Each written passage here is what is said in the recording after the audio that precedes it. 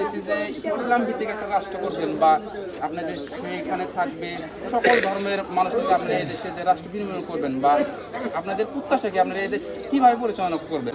আমরা আজকে কথা বলবো আপনাদের সাথে আগামী জাতীয় সংসদ নির্বাচনে কেন জামাত ইসলাম এই দেশের মানুষ চাবে বা আজকে কি তারা প্রত্যাশা নিয়ে সাধারণ জনগণের কাছে যাবে এই বিষয়ে আমরা প্রশ্ন করব এখানে সম্মানিত আমিরের সাথে এবং এখানে যারা উপস্থিত আছেন সকল দায়িত্বশীলদের সাথে আমরা কথা বলবো। সম্মানিত দর্শক, আমরা সর্বপ্রথমে কথা বলবো এখানে যিনি উপস্থিত আছেন জামাতের আমির ফিমেওয়ার ইউনিয়নের, তার সাথে কথা বলবো। আসসালামু আলাইকুম। ওয়ালাইকুম আসসালাম। আগামী জাতীয় সংসদ নির্বাচনে আপনি এই দেশে যে ইসলাম ভিত্তিক একটা রাষ্ট্র করবেন বা আপনাদের এখানে থাকবে সকল ধর্মের মানুষ মিলে আপনারা এই দেশে যে রাষ্ট্র বিনিময় করবেন বা আপনাদের প্রত্যাশা কি আপনারা এই দেশ কীভাবে পরিচালনা করবেন।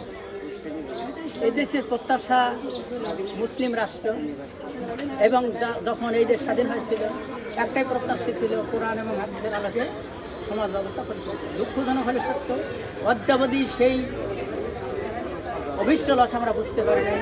আল্লাহ পাকের মেহরবানি বারে আমরা লক্ষ্য করছি জনগণের স্বতঃস্ফূর্ত তারা আছে, তারা অন্য কোনো দিকে না ইসলামের দিকে কোরআনের দিকে দুর্নীতিমুক্ত বাংলাদেশ গড়ার জন্য প্রত্যাশা নিয়ে জনগণের সারা যা জেগেছে তাতে আমরা প্রত্যাশা করতে পারি আগামী দিনে ইনশাল্লাহ এই জামাত ইসলামী জোট এই কোরআনের সমাজ গঠন করার জন্য তারা সংসদে যাতে সক্ষম হবে। আপনি বলছেন যে আগামী জাতীয় সংসদ নির্বাচনে বাংলাদেশে ইসলামের যে 10টি জোট আছে এই 10টি জোট তারা সামনে সরকার গঠন করবে এবং আল্লাহ ইনশাল্লাহ চাই দেশের মেন সমাজ হচ্ছে বেকারত্ব। আপনাদের বেকারত্ব যারা জেনজি আছে যুবকদের নিয়ে আপনাদের কী বার্তা আপনারা দিতে চাচ্ছেন। এই দেশের সম্ভাবনাময় অনেক কাজ আছে, শুধু আমাদের উদ্যোগের অভাব আছে। এগুলি আমরা যদি যথাযথভাবে আমরা সমাজ ব্যবস্থা সাজাইতে পারি বেকারত্ব থাকবে না, তাদের কাজ থাকবে, তাদের কাজের মাধ্যমেই তাদের বেকারত্ব দূর হবে।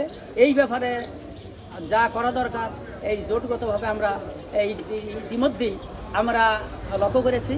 আমাদের অনেক এখন কর্মজীবী মানুষ কাজ করতে পারবে, এই লক্ষ্যে আমরা যুবকদের কাজ দেব, তারা বেকার থাকবে না।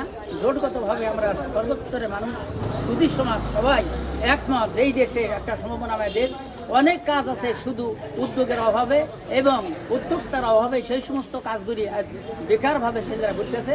আশা করি এই বেকারত্ব থাকবে না, তাদের কাজের মাধ্যমেই তাদেরকে জনশক্তি হিসেবে এই বাংলাদেশ একটা সমৃদ্ধশালী একটা রাষ্ট্র গড়ে তোলা সম্ভব হবে। তাদেরকে কাজ অবশ্যই ইনশাল আমাদের কাজ।